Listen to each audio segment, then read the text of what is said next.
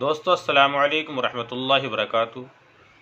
آج ہم آپ کے لیے قاری محمد حنیف صاحب رحمۃ اللہ علیہ کا بیان لے کر حاضر ہوئے ہیں۔ بہت ہی پیارا بیان ہے جس کا عنوان ہے بیت اللہ کی عظمت۔ ضرور سماعت فرمائے اور دعا کریں کہ اللہ تعالی قاری صاحب کی مغفرت فرمائے۔ چلیے چلتے ہیں بیان کی طرف۔ دوسرے سپارے سورہ بقرہ کی چند آیات ہیں۔ پروردگار عالم نے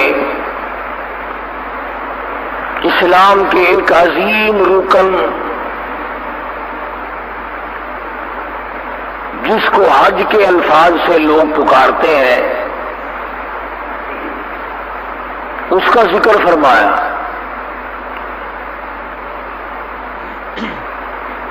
یہ ایک عشق والی چیز ہے، فریفتہ ہونے والی بات ہے۔ جب تک دماغ میں یہ بات نہ آئے کہ میں تو کسی کے در پہ پڑھ کے مرنا چاہتا ہوں۔ حدیث پاک میں آتا ہے، فرمایا مدنی کریم صلی اللہ علیہ وسلم نے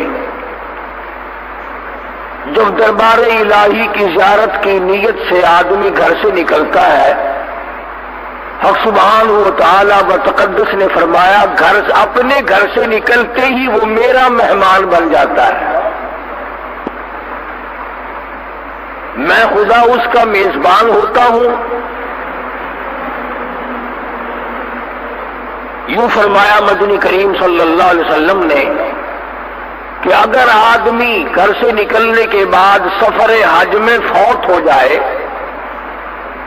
تو پروردگار عالم کی طرف سے ایک فرشتہ مقرر کیا جاتا ہے جو اس کی طرف سے حج کے تمام ارکان ادا کرتا ہے۔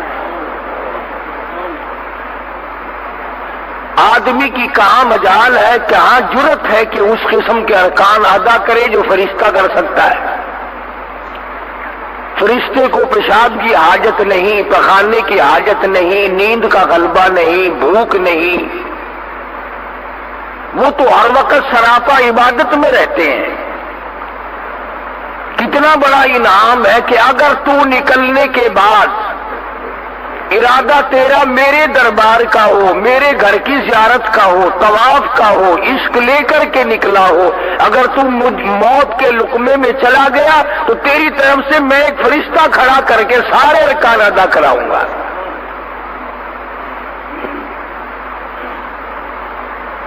سیدنا فاروق اعظم رضی اللہ تعالیٰ عنہ فرماتے ہیں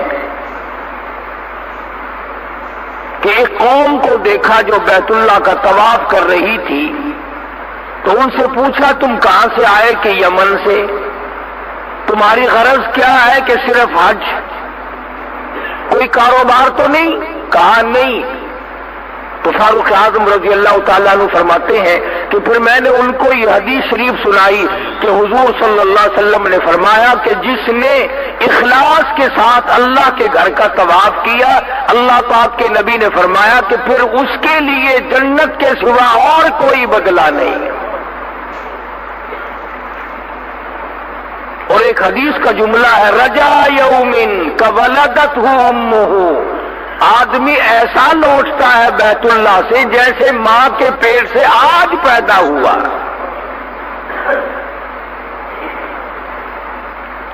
سرزمین عرب اللہ کے خزانوں سے مالا مال ہے، انبیاء کا سارا سلسلہ اللہ پاک نے وہیں قائم دائم فرمایا۔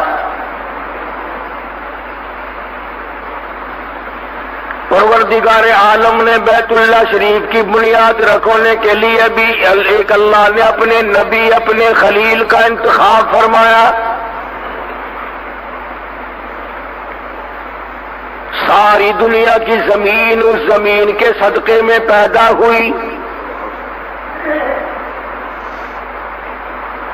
فرمایا تھا میں نے بنوانا ہے بیت اللہ، مستری ہو خلیل اللہ، مزدور ہو ذبیح اللہ۔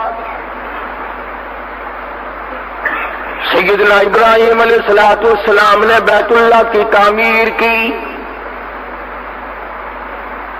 اپنا بچپن بڑا عجیب و غریب اندازے سے بھگتایا حضرت ابراہیم علیہ السلام نے. پیدا ہوئے تو شرک کی لعنت میں گرفتار لوگوں سے ٹکر ہو گئی. باپ بت گھر نہیں، بت پرست نہیں، بلکہ بت گھر ہے، بت بنا کر کے بیچتا ہے.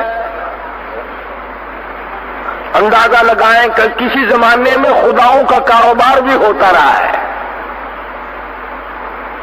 معاف تو اب بھی نہیں کرتے، پہلے شرک کی ڈھیری بنائی اور اس کے بعد کاروبار شروع کر دیا. اور آج کل تو اس جیسا بہترین کاروبار تو ہے ہی نہیں. ٹیلی فون کا بل نہیں، سوئی گیس کا بل نہیں، بجلی کا بل نہیں، کوئی ٹیکس نہیں، کوئی خرچہ نہیں، ہاؤس ٹیکس نہیں، سیل ٹیکس نہیں، سارے ٹیکسوں سے پاک ہے یہ قبروں کا کاروبار. سیدنا ابراہیم علیہ السلام تو تمام بتوں کو توڑنے کے لیے پیدا ہوئے.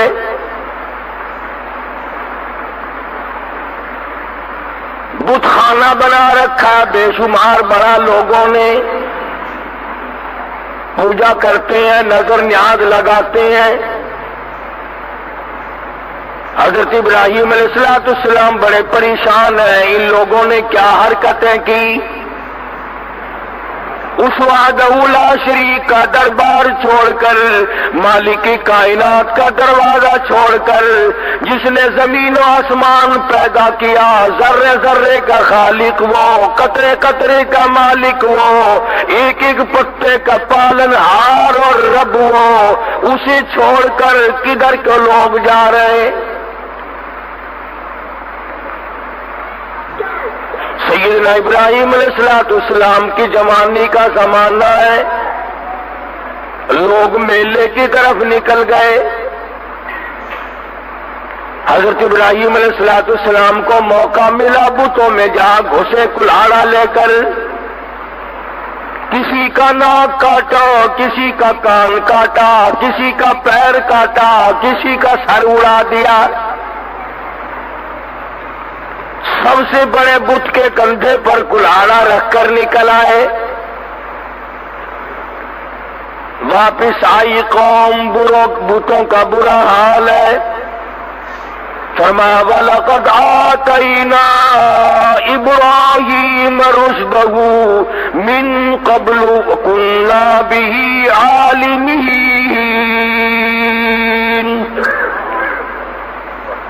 ہم نے ابراہیم علیہ السلام کو ہدایت عطا کی تھی، رشد عطا کی تھی، صراط مستقیم ان کو سمجھایا اور سجایا تھا. اِذْ قَالَ لِأَبِيهِ وَقَوْمِهِ التَّمَاثِيلُ الَّتِي أَنْتُمْ عَاكِفُونَ.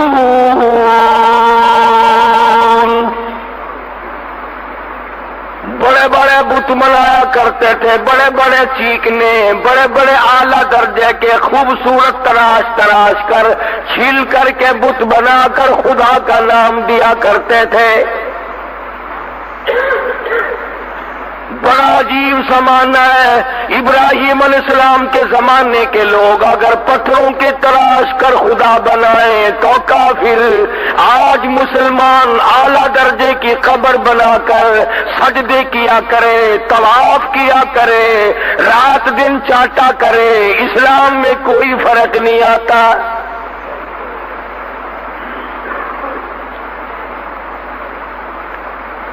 سیدنا ابراہیم علیہ السلام کے پاس آ گئے، آپس میں بیٹھ کے مشورہ کیا اور کہنے لگے یہ کام کیا کس نے؟ ہمارے خداؤں کی توہین کر دی، بے ادبی کر دی، بے آبروئی کر دی. آپس میں کہنے لگے اور کوئی نہیں کر سکتا.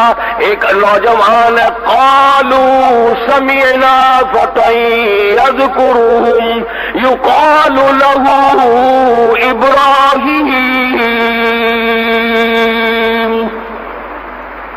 ایک نوجوان ہے، وہ ان کی برائی کیا کرتا ہے، وہ ان کو برا کہا کرتا ہے، اس کے سوا یہ کام اور کوئی نہیں کر سکتا۔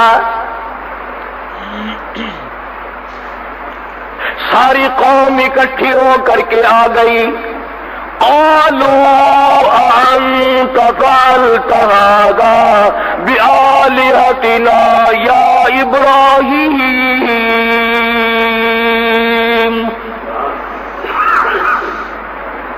اے ابراہیم علیہ السلام، کیا ہمارے خداؤں کے ساتھ، کیا ہمارے معبودوں کے ساتھ تو نے یہ حرکت کی ہے؟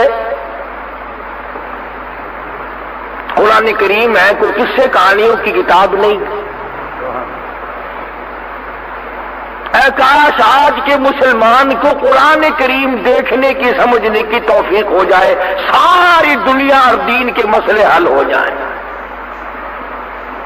مگر مسلمان نے تو قسم کھا رکھی ہے کہ اپنی ساری مشکلات کا حل دنیا میں تلاش کرنا ہے، ساری مشکلات کا حل سیاست کے طور پر حاصل کرنا ہے، ساری دنیا کی مشکلات کا ہم نے اپنے ہاتھوں سے حل کرنا ہے، قرآن کریم کے ذریعے نہیں۔ دنیا کے لوگوں، آؤ اللہ کے قرآن کو پڑھو۔ صحابہ کرام رضوان اللہ تعالی علیہ مجمعین کی جماعت نے کابل سے لے کر طرابلس تک سارا افریقہ، جنوبی ایشیا، مشرق بعید، مشرق قریب، مشرق وسطی اور بر صغیر، تمام کے تمام اقوام عالم سے خداوند کریم کی توحید کا لوہا منوایا تھا۔ توپیں ان کے پاس نہ تھی، ایٹم بم نہ تھا، ہائیڈروجن بم نہ تھا، دفتر بند گاڑیاں نہ تھی، طیارہ شکن توپیں اور ٹینک نہ تھے، خدا کا قرآن تھا، پوری دنیا پہ چھا گئے۔ ایسا ایمان جس ملک کو محمد عربی صلی اللہ تعالی علیہ وسلم کے 3 غلاموں نے فتح کیا، صرف 3 بندے، 3 آدمی، کالی کملی والے کے 3 غلام، ادھر پورا ملک ہے، پورے ملک کی فوج ہے، پورے ملک کا لشکر ہے، حکومت ہے، اقتدار ہے، نشہ ہے، دولت ہے، سب کچھ ہے، ان کے پاس روٹی بھی نہیں، ان کے پاس اسلحہ بھی نہیں، ان کے پاس ساز و سامان بھی نہیں، مگر ایمان تھا، خدا کا قرآن تھا۔ خدا کی قسم، جب قرآن کریم لے کر اس دین میں محمد کریم صلی اللہ علیہ وسلم کے 3 غلام کھڑے ہوئے، سارے ملک کو شکست دے کر خدا کی توحید کا لوہا منوایا۔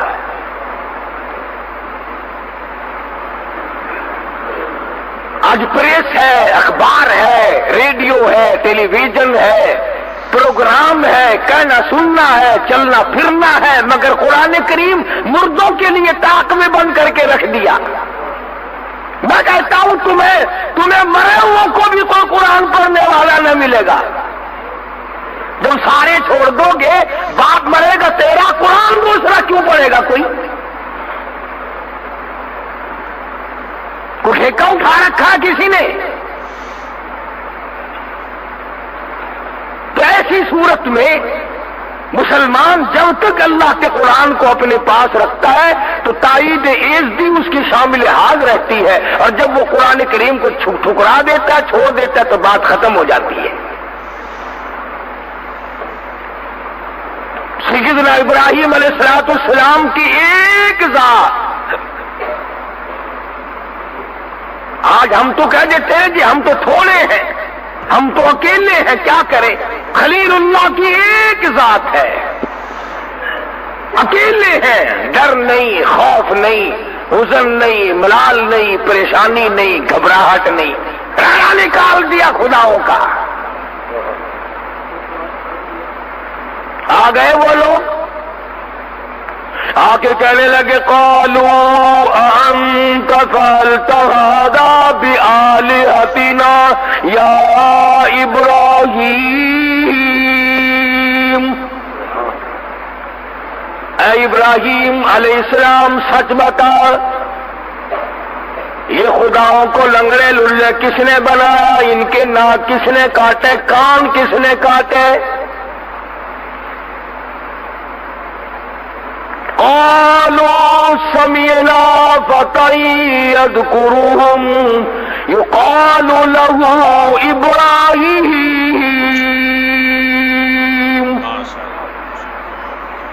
یہی ایک نوجوان ہے جس کا عقیدہ دوسرا معلوم ہوتا ہے، جس کا نظریہ دوسرا معلوم ہوتا ہے، جس کے حالات کچھ الگ تھلگ معلوم ہوتے ہیں، یہی وہ ہو سکتا ہے.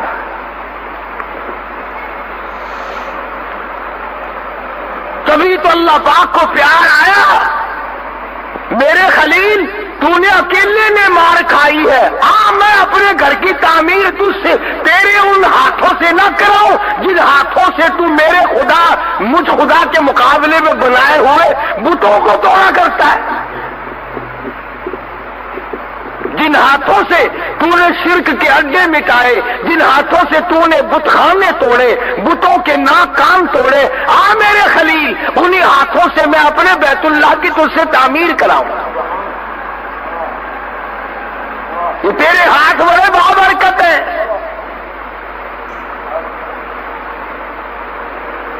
سیدنا ابراہیم علیہ السلام فرمانے لگے، مجھے کیا کہتے ہو؟ جاؤ اپنے حاجت رواؤں سے پوچھو، مشکل کشاؤں سے پوچھو، جس کی ٹانگ کٹی اس سے پوچھو کس نے کاٹی، جس کا ناک کٹا ہوا اس سے جا کر کے پوچھو تیری ناک کس نے کاٹی، جس کا کان کٹا ہوا اس سے جا کر کے پوچھو تیرا کان کس نے کاٹا.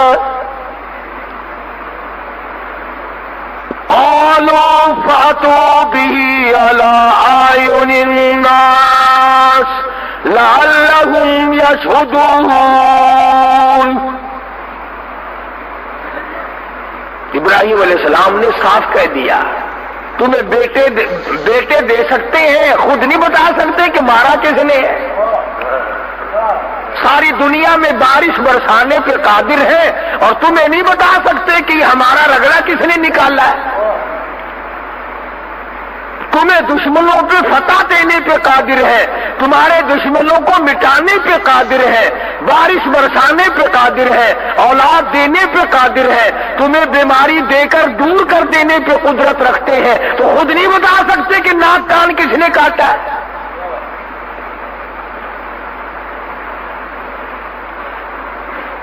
کہنے لگے ابراہیم کیسی باتیں کرتا ہے،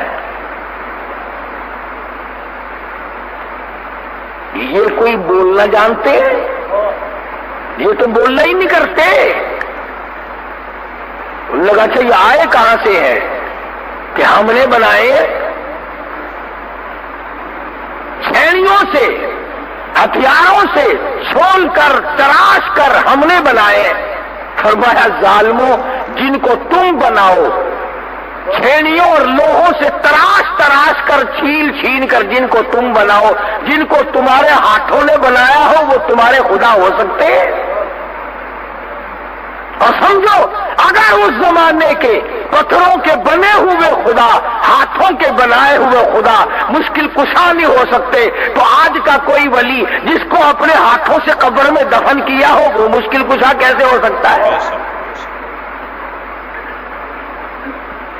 کہنے لگے جی یہ تو بولنا نہیں کرتے، یہ تو بولنا نہیں جانتے.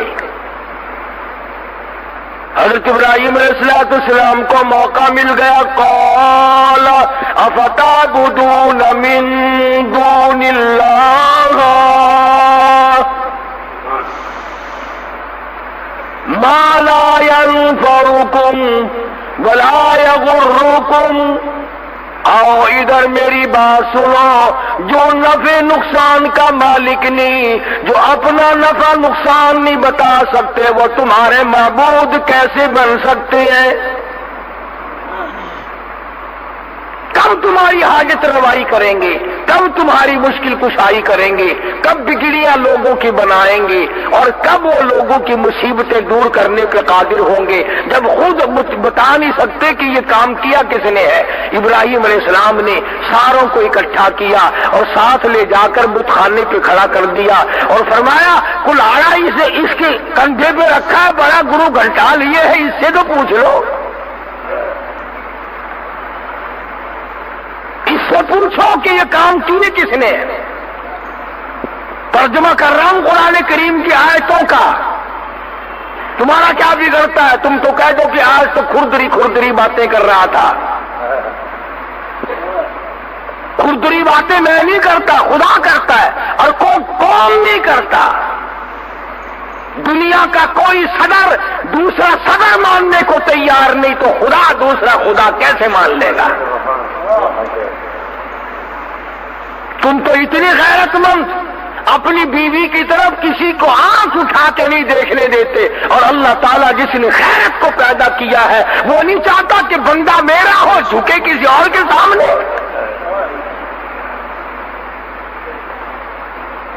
کھلاؤں میں، پلاؤں میں، پہناؤں میں، بیوی میں دوں، بچے میں دوں، مشکل کشائی میں کروں، جوانی میں دوں، تندرستی میں دوں، آنکھ میں دوں، کان میں نے دیے، دل و دماغ میں نے دیا، دولت میں نے دی، مال میں نے دیا، اور جب آئی اطاعت کی باری، غلامی کی باری، بندگی کی باری، عبادت کی باری، اللہ فرماتے ہیں مجھے اتنا غضب اور غصہ زنا سے نہیں آتا، اتنا بڑا چوری سے نہیں آتا، ڈاکے سے نہیں آتا، جب تو میرے در کے سوا کسی دروازے پہ جو جا کے سر جھکاتا ہے، خدا فرماتے میری کبریائی جلال میں آتی ہے۔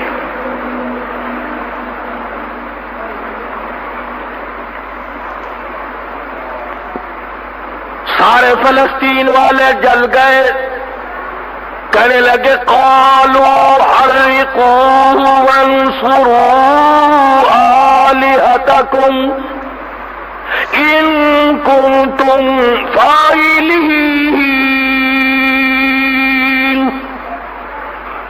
آؤ اپنے خداؤں کی امداد کرو، پکڑو اس ابراہیم علیہ السلام کو، جلاؤ اسی پکڑ کر، وانصروا آلہتکم، اپنے معبودوں کی امداد کرو، ان کی خدمت کرو، ان کا تعاون کرو، ان کی حمایت کرو، وانصروا آلہتکم ان کنتم فاعلین۔ اگر تم کچھ کرنے والے ہو، اگر کچھ کر سکتے ہو، آؤ پھر پکڑو ابراہیم علیہ السلام کو اور چیخا میں پھینکو۔ چنانچہ نمرود نے انتظام کیا لمبا چوڑا، ہزاروں نے لاکھوں من لکڑ اور ایندھن جمع کیا اور آگ سلگائی، دہک اٹھی، کولے بن گئے، شعلے بن گئے، پنگوڑے میں حضرت ابراہیم علیہ السلام کو بٹھا کر عین درمیان میں پھینکا ہے۔ قربان جاؤ ابراہیم علیہ السلام کے ضمیر پہ، عقیدے پہ، نظریے پہ، ایمان پہ پنگوڑا تیار ہے۔ ابراہیم علیہ السلام کو بٹھا رہے ہیں پکڑ کر، فرشتہ سامنے آتا ہے، سلام کرتا ہے اور کہنے لگا او ابراہیم مجھے حکم دے، میں بارش پہ مامور ہوں، اللہ کے حکم سے بارش برساتا ہوں، میں بارش برسا کر ساری آگ کو، آتش کو، بھاپ کو بجھا دوں۔ حضرت ابراہیم علیہ السلام فرماتے ہیں او فرشتے کیا میری اس حالت کا میرے رب کو پتا ہے؟ جو حالت میری اس وقت بن رہی ہے میرے رب کو اس کا علم ہے، پتا ہے؟ فرشتے نے کہا پتا ہے۔ اللہ کے نبی نے جواب دے دیا بیچ میں سے ہٹ جاؤ، پھر رب جلیل جانے اور اس کا بندہ خلیل جانے، جو وہ چاہے گا میں تو اس پہ راضی ہوں جو میرے رب کو منظور ہو۔ ہوا پہ جو فرشتہ معمور تھا وہ آیا کہ میں ہوا ایسی چلاؤں یہ ساری آگ ہوا میں اڑ جائے گی، فرمایا نہیں، کیوں؟ جس طرح میرے رب کو منظور ہوگا وہی ہوگا۔ چنانچہ حضرت ابراہیم علیہ السلام کو چیخا میں پھینک دیا گیا۔ اللہ تبارک و تعالیٰ کی تو آگ بھی مخلوق ہے، ارے آگ ٹھنڈی ہو گئی، اللہ کے حکم سے آگ تو سرد پڑ گئی، اللہ کے قرآن میں اللہ کے ہزاروں حکم سن کر آپ آج تک ٹھنڈے نہیں پڑے. آگ کو شرم آئی جس کا مادہ ہی جلانا ہے کہ اللہ کے حکم کے سامنے میں اپنی جلانے والی طاقت کو کیسے بحال رکھوں. خدا کا حکم آیا ہے. آگ نے اپنی عادت والا کام چھوڑ دیا, جلانا چھوڑ دیا, ساڑنا چھوڑ دیا, ٹھنڈی ہو گئی, سلامتی کے ساتھ ٹھنڈی ہو گئی. ابراہیم علیہ السلام کے لیے گلزار بن گئی, باغ و بہار بن گئی. اللہ کے حکم کے سامنے آگ بدل گئی, ہم نہ بدلے. جو ہماری عادتیں بنی ہوئی ہیں ہم نے نہیں بدلنا. قرآن کے سامنے نہیں جھکنا, اللہ کے حکم کے سامنے نہیں اپنے آپ کو بدلنا. سیدنا ابراہیم علیہ السلام کی چیخا کے درمیان میں پڑے, آواز آتی ہے قل لا یا نارکونی بردا وسلاما علی ابراہیم. اے آگ ٹھنڈی ہو جا, سلامتی کے ساتھ میرے خلیل کے ساتھ ٹھنڈی ہو جا. تکلیف نہ ہو, اتنی ٹھنڈی بھی نہ بننا جس سے میرے خلیل اللہ کو تکلیف پہنچے. آگ گلزار بن گئی. سیدنا ابراہیم علیہ السلام سے اللہ پاک نے اس قسم کے خرق عادت کام کرا کر اسے پکا کر کے کہ 500 سال کی عبادت ایک طرف اور خانہ کعبہ پر یوں ایک نگاہ ڈالنا ایک طرف. اندازہ لگا جب نگاہ ڈالنے والے کا یہ مرتبہ ہے اور یہ ثواب ملتا ہے, بنانے والے کو کیا ملا ہوگا, بنانے والے کو کیا ملا ہوگا. وہ کتنا برکتوں والا انسان ہوگا, وہ کتنا برکتوں والا پیغمبر ہوگا, وہ کتنا رحمتوں والا پیغمبر ہوگا جس کے ہاتھوں نے بیت اللہ کی تعمیر کی.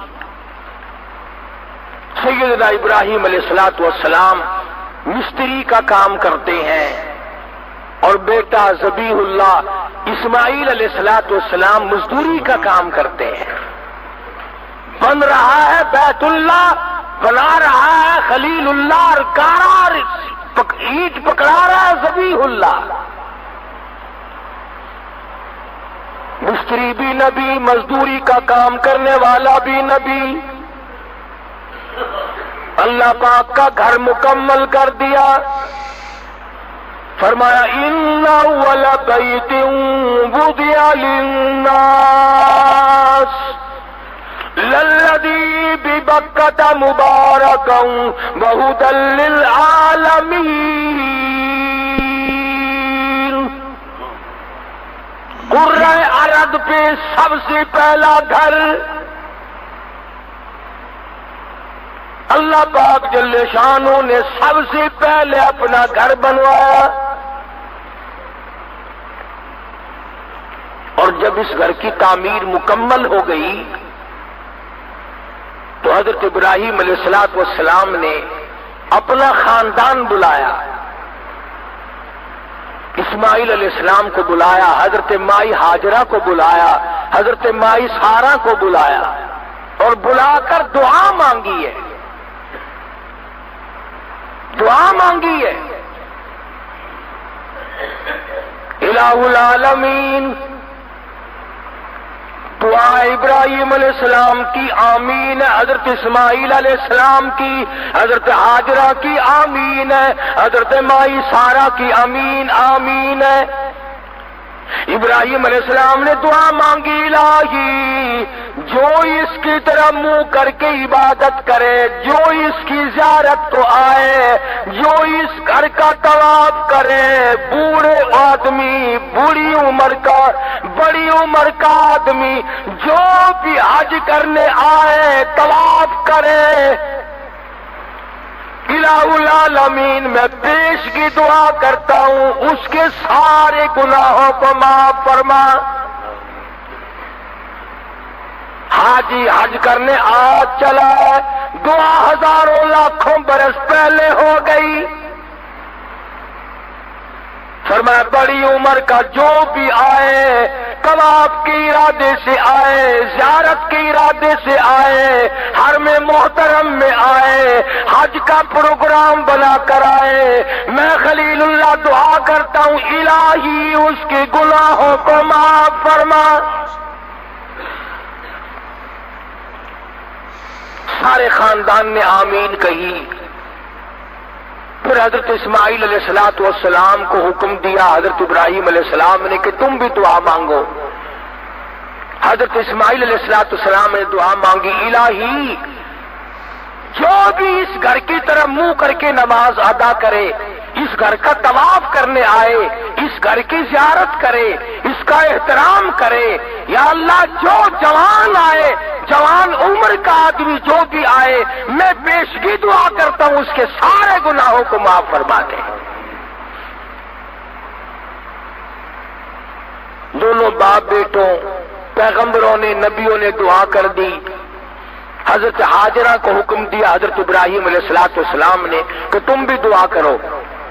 حضرت ہاجرہ نے جھولی پھیلا دی، الہی جوان عمر کی جو عورت اس گھر کی زیارت کے لیے آئے، طواف کے لیے آئے، احترام کے لیے آئے، اس کے سارے گناہوں کو معاف فرما۔ حضرت ہاجرہ نے دعا کی، آمین ابراہیم علیہ السلام کی ہے، آمین حضرت اسماعیل علیہ السلام کی ہے، حضرت سارہ کی آمین ہے، حضرت ہاجرہ نے دعا فرمائی۔ اس کے بعد حضرت سارہ کی باری آئی دعا کرنے کی۔ دعا کرتی الہ العالمین جو بوڑھی عورت آئے، عمر رسیدہ عورت آئے اس گھر کی زیارت کے لیے، طواف کے لیے، اس کے سارے گناہ معاف فرما۔ پیغمبر کے پورے خاندان نے مل کر آنے والوں کے لیے دعائے مغفرت کی ہے۔ آج آدمی ذوق میں شوق میں چلتا ہے، نکلتا ہے، بال بچوں کو چھوڑ کر جاتا ہے، گھر بار کو چھوڑ کر نکل پڑتا ہے، دکان کی پرواہ نہیں، کاروبار کی پرواہ نہیں، ایک ذوق میں، ایک شوق میں، ایک مستانہ وار، ایک دیوانہ وار چلتا ہے۔ حرم محترم کا اس کا ارادہ ہے، یہاں سے کراچی سے جہاز پر سوار ہو کر جوں سرزمین عرب قریب آتی جاتی ہے، محبوب کی محبت بڑھتی چلی جاتی ہے۔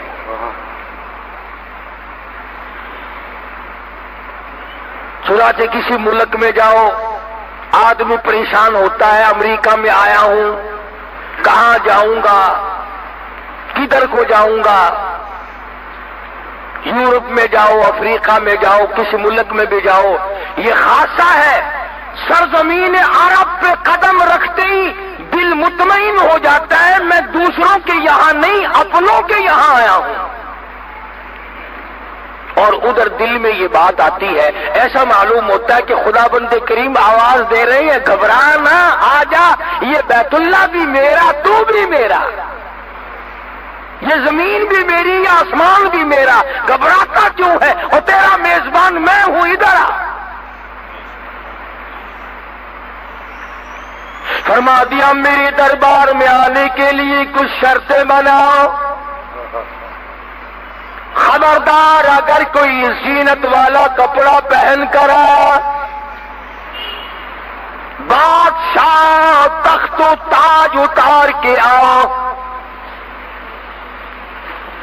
سرخ یاقوتوں، سبز یاقوتوں والے تاج،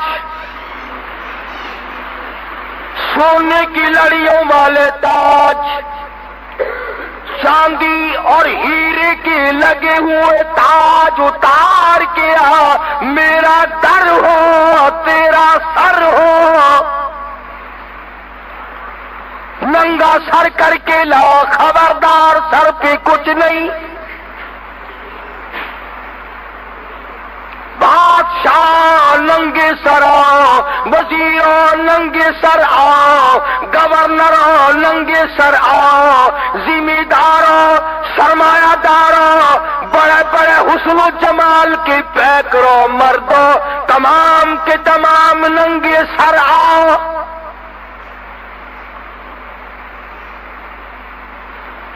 کوٹ پتلون اتار کے آؤ، سلوار قمیض اتار کے آؤ۔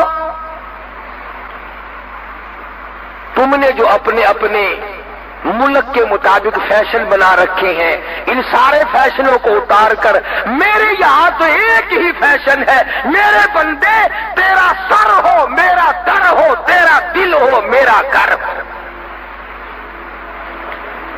ایک ہی فیشن چلے گا یہاں، تمام کپڑے اتار کے آؤ۔ سلا ہوا کپڑا پہننا، احرام باندھنا جائز نہیں، حاضری نہیں ہوگی اور حج نہیں ہوگا، بالکل صحیح مناسک ادا نہیں ہوں گے۔ فرمایا چاہے یورپ کا باشندہ ہو، ایشیا کا باشندہ ہو، بر صغیر کا باشندہ ہو، کالے ملک کا رہنے والا ہو، گوروں کے ملک کے رہنے والا ہو، بادشاہ اور فقیر ہو، تمام کے تمام ایک لباس میں آؤ۔ وہ لباس کیا ہو؟ فرمایا ایک چادر گلے میں ڈال لے، کفن پہن کے آ، گھر سے پوری طرح نکل گیا۔ ہاں تجھے کیا معلوم واپسی بھی تیری ہوگی کہ نہیں، تیار ہو کے آ، پکا پروگرام بنا کے آ۔ فرمایا فمن رفض فیہن الحج فلا رفض ولا فسوق ولا جدال فی الحج، فمن فرض فیہن الحج فلا رفض ولا فسوق ولا جدال فی الحج۔ جھگڑا نہیں کرنا، گناہ نہیں کرنا، رفث نہیں کرنا۔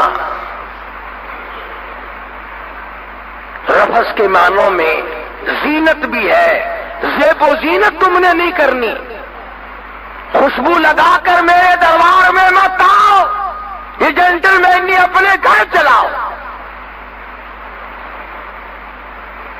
دل میں یہ بات مت لاؤ کہ میں کچھ بن کے چلا ہوں اور میرے دربار میں بن کے آئے گا۔ مٹ کے آ، بندگی کرتا ہوا آ، سر جھکاتا ہوا آ، مجھے اپنا خدا اور معبود اور کارساز مانتا ہوا آ۔ فرمایا سلوار قمیض نہیں چلے گی، کوٹ پتلون نہیں چلے گا، تمام کپڑے اتار کے آؤ۔ ایک کپڑا اپنی تہمت کی جگہ لپیٹ لے تاکہ تیری شرمگاہ چھپ جائے، اور ایک کپڑا گلے میں ڈال لے اور کندھا پھر بھی ننگا رکھ تاکہ کوئی یہ نہ کہے کہ اللہ کے دربار میں بھی کپڑے پہن کے چلا ہے۔ اسی کو کہتا کہ کوئی علم بادشاہ ہے، کوئی ہے علم فقیر، سب نظر آتے ہیں تیری دام الفت کے اسیر۔ بڑا ہو چھوٹا ہو، امیر ہو غریب ہو، کالا ہو گورا ہو، بادشاہ فقیر ہو، کوئی بھی ہو، اللہ کے دربار میں یکساں، بندہ تو بندہ ہے نا۔ اللہ پاک آپ سب کو بیت اللہ شریف کی زیارت نصیب فرمائے۔ حرم محترم میں جب نماز ہوتی ہے عجب انداز ہوتا ہے، ساری کائنات سر سے ننگی کھڑی ہے، کفن میں لپٹے کھڑے ہیں، اپنے مولا کے دربار میں حاضر ہیں، اور عجب دربار ہے۔ حرم محترم میں قدم رکھتے ہی پسینے چھوٹ جاتے ہیں، سرابور ہو جاتا ہے پسینوں میں، اور آدمی کا ضمیر خود ملامت کرتا ہے، اور میرے مالک میں اتنا بڑا روسیا، یہ تیرا دربار، کہاں میری بدامالی، کہاں میری روسیاہی، کہاں میرے کرتوت، اور کہاں تیرا یہ بابرکت دربار۔ شرم آتی ہے، پسینوں میں آدمی خود بخود ڈوب جاتا ہے،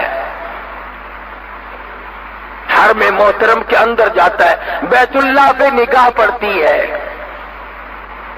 نظر پڑتی ہے، پیار آتا ہے، محبت آتی ہے، دل میں ولولہ پیدا ہوتا ہے کہ جذبہ پیدا ہوتا ہے، آگے بڑھ کر حدیث پاک میں آتا ہے، فرمایا مدنی کریم صلی اللہ علیہ وسلم نے جس نے حجر اسود کو بوسہ دیا، اللہ پاک یوں فرماتے ہیں، حدیث قدسی ہے کہ اس نے میرے دائیں ہاتھ کو بوسہ دے دیا۔ خداوند عالم فرماتے ہیں کہ میں یہ سمجھتا ہوں اس نے میرے دائیں ہاتھ کو بوسہ دے دیا، اور فرمایا کہ بیت اللہ کا غلاف پکڑ کر جس نے دعا مانگی، میں یہ سمجھتا ہوں کہ میرا دامن پکڑ کے سب کچھ مانگ لیا، اور جس نے مقام ملتزم پہ لپٹ کر مجھ سے مانگا، میں سمجھتا ہوں میری چوکھٹ پہ لپٹ کر، میری دہلیز پہ پڑھ کر مجھ سے سب کچھ مانگ لیا۔ طواف کرتا ہے، آواز لگاتا لبیک اللہم لبیک لا شریک لک لبیک، الہی میں حاضر ہوں، الہی میں حاضر ہو گیا ہوں، تیرے دربار میں میری حاضری قبول فرما، تیرے دربار میں میری حاضری منظور فرما، میں آیا ہوں تیرے دربار میں سر مارنے کے لیے، تیرے دروازے پہ غلامی کرنے کے لیے میں آیا۔ علماء کرام نے لکھا ہے، مدینے پاک سے باہر ایک آدمی نے آ کے احرام باندھا، اور احرام باندھ کر آواز لگائی لبیک اللہم لبیک لا شریک لک لبیک، غیب سے آواز آئی لا لبیک، تیری حاضری منظور نہیں، تیری حاضری منظور نہیں۔ بڑے میاں تھے، عمر رسیدہ تھے، چل رہے ہیں، پھر بھی تلبیہ پڑھ رہے ہیں اور حج کے لیے آ رہے ہیں۔ برابر میں کھڑے ہوئے کسی جوان نے کہا، بڑے میاں ہم نے بھی سنا ہے تیری حاضری جب منظور نہیں، دھکے کھانے کی کیا ضرورت ہے، پریشانی اٹھانے کی کیا ضرورت ہے، تکلیف اٹھاؤ گے۔ جوان نے کہا جنہوں نے غیب کی آواز سن لی تھی۔ بڑے میاں نے رو دیا اور کہنے لگا، بیٹا تم ایک دن کی آواز سن کر کے مجھے گھبرا رہے ہو اور خود بھی پریشان ہو رہے ہو، مجھے یہ آواز سنتے سنتے 52 سال گزر گئے، مجھے یہ آواز سنتے سنتے 52 سال گزر گئے، 53 سال گزر گئے مجھے یہی آواز سنتے سنتے۔ پھر اے نوجوان یہ بتا، اگر اس دروازے پہ منظور نہیں تو پھر اور دروازہ کون سا ہے جہاں جا کے میں ماتھا رگڑوں؟ منظور ہو یا نہ ہو، میرا کام ہے کہ میں پیشانی کو اس کے دروازے پہ رگڑتا رہوں، میں حاضری دیتا رہوں۔ منظور کرنا اس کا کام ہے، حاضری دینا میرا کام ہے۔ یوں لکھا ہے کتابوں میں کہ غیب سے آواز آئی، آج ہم نے تیرے یکدم 54 حج قبول کر لیے، یکدم تیرے ہم نے آج 54 حج قبول کر لیے۔ ہم تو تجھ سے اتنی سی بات کہلوانا چاہتے تھے، اور یہ بات کہلوانا چاہتے تھے کہ تیرے سوا میرا کوئی نہیں۔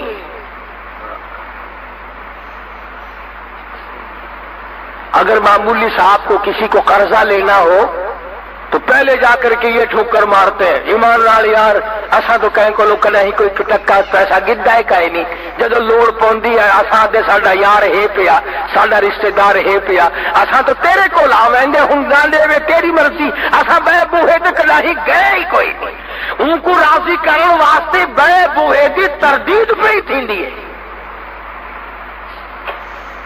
4 ٹکے قرضہ لینا واسطے ان کو جتاؤنا پوندا ہے، اساں تیرے بوہے تو سوا کلائی کیسے کول گئے ہی نہیں، اکے نہیں گئے، تو خدا کو نہ جتاؤ کہ ہم تیرے دروازے کے سوا کبھی کسی دروازے پہ آئے ہی نہیں۔ اگر تم اپنے محبوب کو خوش کرنے کے لیے یہ بات کہتے ہو کہ اس دل میں تیرے سوا کسی کی جگہ نہیں، جن لوگوں کو بابل عشق سے واسطہ پڑا ہے ان کو پتا ہے کہ محبوب پھر مسکراتا ہے.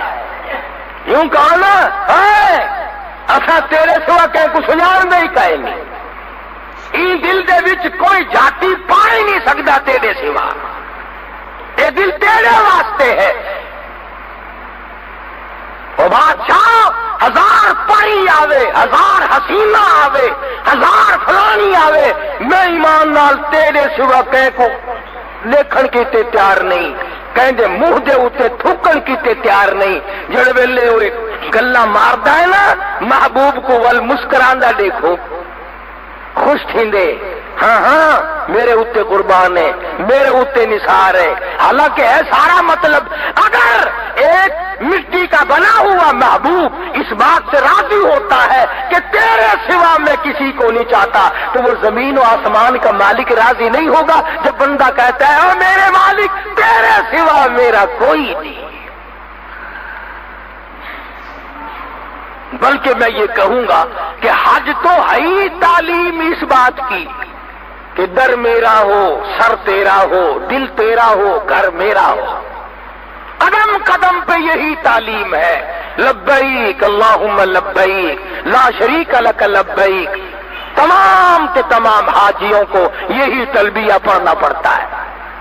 یہاں دور سے ہی لملم کی پہاڑی سے ابھی دور ہے سرزمین عرب، پہلے سے احرام باندھو، تیار ہو جاؤ، دیوانے بن جاؤ، مستانے بن جاؤ. چھوڑو بادشاہت، چھوڑو اپنی تمنگری، چھوڑو اپنی زیب و زینت، آؤ دیوانے بنو. اور اسی کو کہتا کہ درد و غم رنج و علم فکر و قلق خوف و ہراس. درد و غم رنج و علم فکر و قلق خوف و ہراس. وہ بلا کون سی ہے جو شب ہجرا میں نہیں، اور تیرے وصال میں سب کچھ ہے، تیری جدائی میں بڑی پریشانی ہے. طواف میں بھی یہ بات سمجھا دی جاتی ہے کہ میرے گھر کے سوا کسی جگہ کا طواف جائز نہیں. اور فرمایا فرشتوں آؤ میرا بندہ آیا ہے، گھر میرا ہے، چکر اس کا ہے، اور یہاں میرے کعبے کے میناروں پہ کھڑے ہو کر اس کی بخشش کے لیے جھولیے پھیلا کر تم دعائیں مانگو. اس لیے کہ میرے گھر کا طواف کر رہا ہے، میرے گھر کا چکر لگا رہا ہے، مجھ سے مانگ رہا ہے اللہم اغفر لی، اللہم اغفر لی، الہی معاف کر دے، لبیک اللہم لبیک مجھ سے مانگ رہا ہے. گزرتا گزرتا رکن یمانی کو ہاتھ لگا کر گزر جانے کا حکم ہے. آواز آتی ہے فرشتوں میرے بندے نے میرے گھر کے کونے کو ہاتھ لگایا، آؤ 40 فرشتے یکدم آ کر میرے بندے سے مصافحہ کرو. کیوں؟ یہ میرے گھر کے سوا کسی جگہ کو بابرکت جگہ نہیں جانتا، کسی درخت کو بیت اللہ کے مقابلے میں نہیں مانتا، کسی گھر کو کعبے کے مقابلے میں نہیں مانتا، کسی قبر کو نعوذ باللہ کعبۃ اللہ کے مقابلے میں نہیں لاتا. ہی فرمایا حاجی جب طواف کرے دعا مانگے فرشتوں آمین کہتے جاؤ، 7 چکر لگاؤ میرے بندوں کے، آؤ یہ میرے مہمان ہیں. زمزم کا پانی پینے جاتا ہے، طواف پورا کر کے 7 چکر لگا کے زمزم کا پانی پیتا ہے. فرمایا آجا آجا تو میرے دروازے پہ آ گیا، تو میرے کعبے میں آ گیا، تو میرے حرم میں آ گیا، تو میرا مہمان ہے، میں تیرا میزبان ہوں. ساری دنیا پانی پلاتی ہے اپنے مہمانوں کو، آ تجھے وہ پانی پلاؤں جو اسماعیل علیہ السلام کی نرم و نازک ایڑیوں کی رگڑ سے جاری ہوا تھا. زمزم کا پانی پیتا ہے. حاجیوں سے پوچھو تھکا ہوا جاتا ہے، نیند کا مارا ہوا جاتا ہے، گھبرایا ہوا جاتا ہے. طواف کیا، طواف زیارت کیا، پہلا طواف کیا اور زمزم پیا، تمام تھکن پتہ نہیں کہاں غائب ہو جاتی ہے. جیسے تم جس کے یہاں مہمان جاتے ہو 7 اپ کی بوتل پی کر ڈکار لے کر چھت کی طرف دیکھتے ہو نہیں؟ تم آج زمزم کا پانی پی کر پھر کعبے کی طرف آدمی دیکھتا ہے۔ اس کے بعد فرمایا آجا ابھی فارغ نہیں ہوا، طواف تو نے کر لیا، میرے گھر کا تو نے چکر لگا لیا، بخشش کی دعائیں مانگ لی، رو لیا، دھو لیا، اور میں نے تجھے پانی شانی بھی پلا دیا، چائے وائے ہوتی ہے نا ہمارے یہاں، فرمایا میں نے تجھے پانی شانی پلا دیا، زمزم پلایا، اس کعبے کے بنانے والے نے حضرت ابراہیم نے جہاں کھڑے ہو کر 2 رکعت نماز ادا کی تھی، تو بھی وہاں کھڑا ہو کر نماز ادا کر، مقام ابراہیم پہ نفل پڑھ۔ سنا جب نفل پڑھتا ہے اس کے بعد دعا مانگتا ہے، اللہ پاک خوش ہوتے ہیں اور مجھ کو نوازتے ہیں، تبھی تو فرمایا کہ حاجی توبہ کرے، عادت بدلے، میرے قانون کو اپنائے، تو خداوند کریم نے فرمایا کہ یہاں سے ایسا واپس جاتا ہے جیسے ماں کے پیٹ سے آج پیدا ہوا۔ جب سلا ہوا کپڑا جائز نہیں، خوشبو لگانا جائز نہیں، اپنی بیوی کی طرف احرام باندھے ہوئے دیکھ شہوت کی نگاہ سے دیکھنا جائز نہیں، ہاتھ لگانا جائز نہیں۔ کیوں؟ کہ جس کا دیوانہ بن کر آیا، جس کا مستانہ بن کر آیا، وہاں تو یہ ساری چیزیں آئی نہیں، ساری چیزیں نہیں ہیں۔ اللہ پاک نے فرمایا جب میرے دروازے پہ آیا، میرا بن کر آیا، تو جب تک احرام تیرا بندھا ہوا ہے نا، میرے والی عادت اپنا، میری بھی بیوی نہیں، تو بھی سمجھ لے تیری بھی نہیں، میں بھی کپڑے نہیں پہنتا، تو بھی سمجھ لے کہ میں نے بھی نہیں پہننے، میں بھی خوشبو نہیں لگاتا، تو بھی نہ لگا۔ جب تک احرام بندھا ہوا ہے اس وقت تک تو میرے والے افعال بنا۔ مولانا خلیل احمد صاحب سہارنپوری سبقت رحمت اللہ علیہ جب بیت اللہ شریف میں داخل ہوئے تو یہ لکھا کتابوں میں کہ ابدالوں کی جماعت بیٹھی تھی۔ مطاف کہتے ہیں طواف کی جگہ کو، بیت اللہ کے چاروں طرف جو چکر لگانے کی جگہ بنی ہوئی ہے اسے مطاف کہتے ہیں، وہاں ابدالوں کی جماعت بیٹھی تھی۔ پچھلی رات تھی، مولانا خلیل احمد سہارنپوری رحمت اللہ علیہ نے جب قدم رکھا، ابدال چونک اٹھے اور فرماتے ہیں کہ سارا حرم نور سے جگمگا اٹھا، سارا حرم نور سے جگمگا اٹھا، اور جب ابدالوں کی نظر پڑی تو فرمایا یہی وہ مولانا خلیل احمد ہے جس کی وجہ سے بیت اللہ میں نور بھر گیا۔ اور جب طواف کرنے لگے تو یوں فرمایا کہاں میں اور کہاں نگہت گل، کہاں میں کہاں تیرا دربار، میں تیرا بندہ تو میرا شہنشاہ، میں تیرے دروازے پہ بھیک مانگنے والا فقیر، تو میرا داتا اور سب کچھ دینے پہ قادر۔ فرمایا کہاں میں اور کہاں نگہت گل، نسیم سحر یہ تیری مہربانی، میں کہا سکتا تھا یہ تو تیری کریمی کھینچ کے لائی ہے۔ ایک بزرگ فرماتے ہیں میں نے 7 برس تک قیام کیا حرم میں، اور ارادہ یہ کیا کہ ایسا وقت ملے اکیلا طواف کرنے والا میں ہوں اور کوئی بیت اللہ کا طواف کرنے والا نہ ہو۔ فرماتے ہیں موت آ گئی مگر ایسا وقت نہیں مل سکا، نہ رات میں نہ دن میں، کہ اکیلا طواف کرے۔ ان حاجیوں سے پوچھو، جیسے ہی فرض نماز کی نیت بنتی ہے طواف بند ہو جاتا ہے، نماز میں لوگ مشغول ہو جاتے ہیں، نماز شروع ہو جاتی ہے، ادھر طواف بند ہوا، ادھر ابابیلوں نے طواف شروع کیا، کالی کالی چڑیا آ کر طواف شروع کر دیتی ہیں. ادھر سلام پھیرا، لوگوں نے طواف شروع کیا اور وہ چڑیا غائب. ایک سیکنڈ کے لیے بھی اللہ کے دربار کا طواف نہیں رکتا. اور ایک واقعہ لکھا ہے شیخ الحدیث حضرت مولانا محمد زکریا صاحب رحمت اللہ علیہ نے کہ ایک آدمی طواف کر رہا تھا بیت اللہ کا.